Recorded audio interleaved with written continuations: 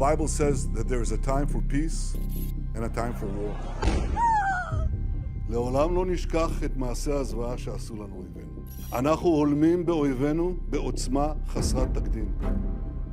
אני מדגיש, זאת רק ההתחלה. They've made a mistake of historic proportions. We will exact a price that will be remembered by them and Israel's other enemies for decades to come. Israel has responded with fury. Fighter jets taking aim at targets in the Palestinian territory. More than 10,000 people have been killed since this conflict began. كل الدار فيها 1000 واحد هنا في المنطقة كلهم استشهدوا. As the Israel-Hamas war drags on, backlash against Prime Minister Benjamin Netanyahu is growing at home. Former Israeli Prime Minister Ehud Olmert has heavily criticized Netanyahu. He's the worst person to have to deal with it. I think that he is really in a nervous breakdown. A person who has portrayed himself and presented himself for many years as Mr. Security failed in the most fundamental obligation for his citizens, which is to provide them with security. Today, Netanyahu's leadership is on the verge of imploding, deeply unpopular with his own people and under immense pressure from the international community. La lutte doit être sans merci, mais pas sans règles. This is a fall from grace for a man who was reportedly told by one of the most powerful Jewish religious figures in the world that he would be the one to welcome the Messiah.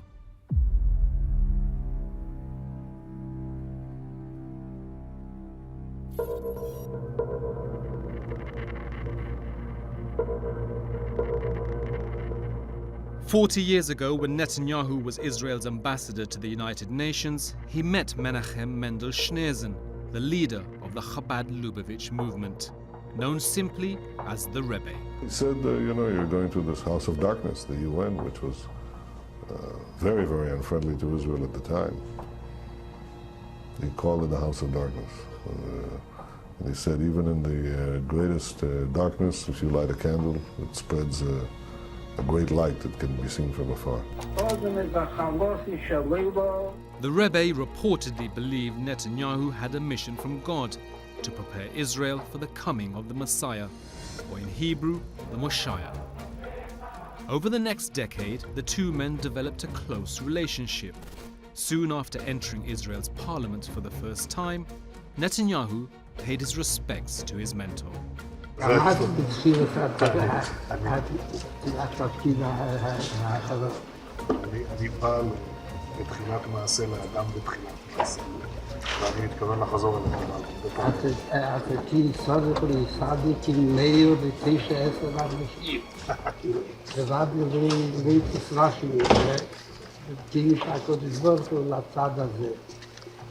then, Netanyahu was probably the only ally that he could work with in Israeli politics. He obviously demands from Netanyahu to take some steps to hasten the coming of Messiah, which is to make Israel a more religious place and to take certain concrete steps in this regard.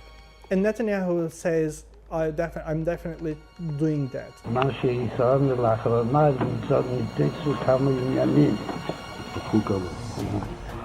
מה שרואה עוד, וגם מצו שעדיין משיח ליבו, אז הייתה מה שהוא במה ידיעתו. עושים. הכנראה שהיא מספיק, כאילו שהיום כבר כמה שעות בגלל ועדיין ליבו.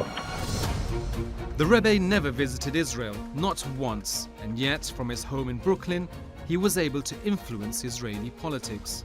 הבטיחו לי בוודאי כמה הבטחה שמכל השיחות תהיינה כל עניינים של ויתור על שטחים. His influence was recognized by American politicians too. US presidents paid homage to him, establishing and proclaiming a National Education and Sharing Day in honor of his birthday. And please give my warmest regards to the Rebbe on this his 86th birthday.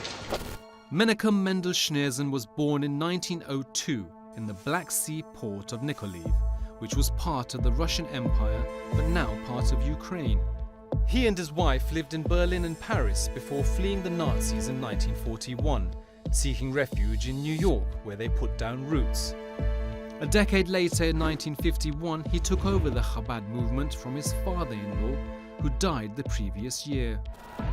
Menachem Schneerson revived and grew the movement for over 40 years until his death in New York in 1994. His followers in Brooklyn were devastated.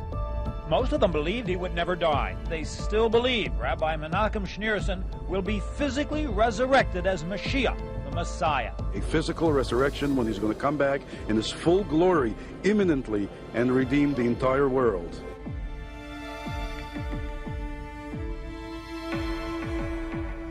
Currently, the center of the Chabadic movement is in Brooklyn, in a neighborhood called Crown Heights. So it is an American movement in terms of its center, but it is also a global movement. One of the biggest purposes of Chabad is to bring those quote-unquote lost Jews back into Judaism. So Chabad has its own rabbis and emissaries appointed all around the world. It is a global movement. Headquartered in Brooklyn, the Chabad movement has a presence in every state in America and in over 100 countries around the world, with a particularly high focus in Europe and in Israel. It has hundreds of thousands of followers and runs synagogues, schools, drug rehabilitation centers, and care homes. On the face of it, the movement has been for the betterment of Jews around the world. But according to one analyst, its modus operandi has provided a template for a terror group. We have good reasons to believe that Fatah got inspired from the Chabad movement. One of the high-ranking members of the Fatah movement was praising the Chabad movement in the sense that the Chabad used to send its emissaries and rabbis all around the world, just like Fatah was doing, sending out teachers to Central Asia and to Africa and to other parts of the world. For over 40 years, the charismatic Rebbe led the movement. His $1 donations, including to Netanyahu, came with a blessing to his followers and a reminder to give to those less fortunate. A couple of years after this meeting, the Rebbe reportedly told a young Netanyahu that he would one day become Prime Minister of Israel and would be the nation's last leader before handing the scepter to the Messiah. This first part of the Rebbe's prediction came true in 1996, when a 47-year-old Benjamin Netanyahu became Prime Minister for the first time. But his government fell just 3 years later.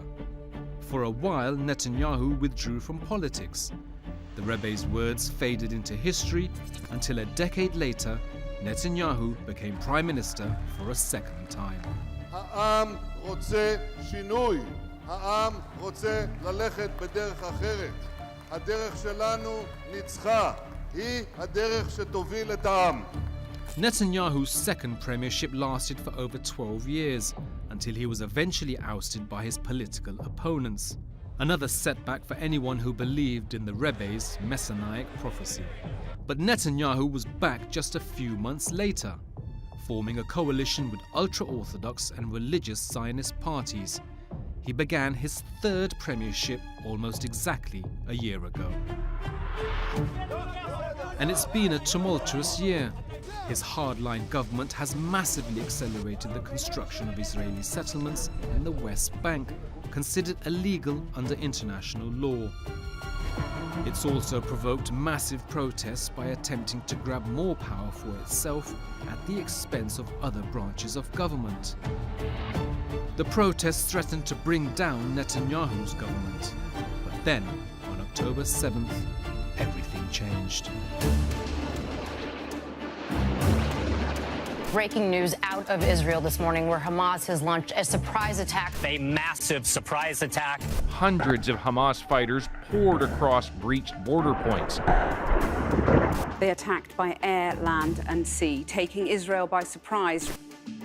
With many in his own country blaming him for the worst security failure in Israel's history, Netanyahu is once again relying on religious language to rally the country. The Bible says that there is a time for peace and a time for war. This is a time for war. That kind of language is recognized by evangelical Christians in the United States, who are still able to influence US policy in the Middle East. Netanyahu took that Bible verse from Ecclesiastes 3. Netanyahu spent many years living and working in the United States and has always believed in his ability to influence America. אבל אנחנו הולכים למסלול התנגשות עם הממשל האמריקאי. ארצות הברית זה לא מקשה אחת, זה לא מקשה אחת. יש את הסנאט, יש את הקונגרס, יש את הכוח היהודי שהוא עצום, יותר חזק משהיה אי פעם.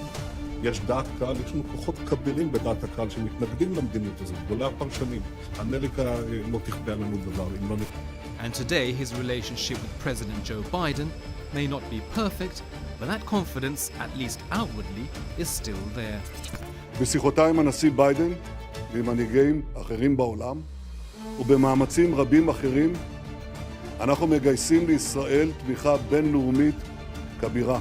אנחנו מבטיחים את המשך המלחמה עם עוד תחמושת שמגיעה לארץ, עוד אמצעי לחימה.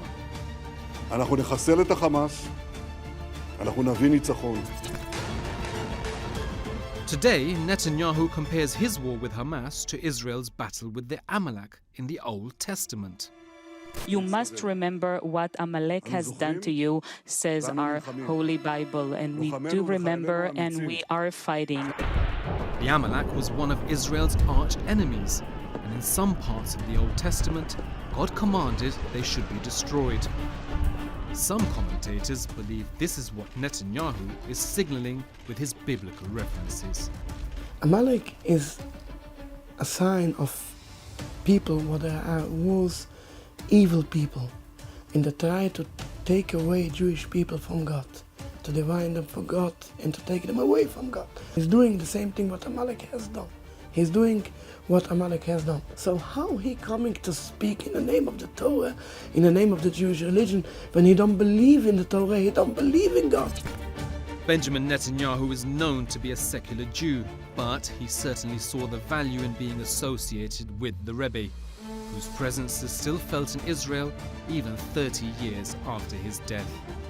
Sitting alongside his Zionist and ultra-Orthodox allies, Netanyahu may or may not believe in God, but he certainly believes in retribution, visiting violence of biblical proportions upon the people of Gaza.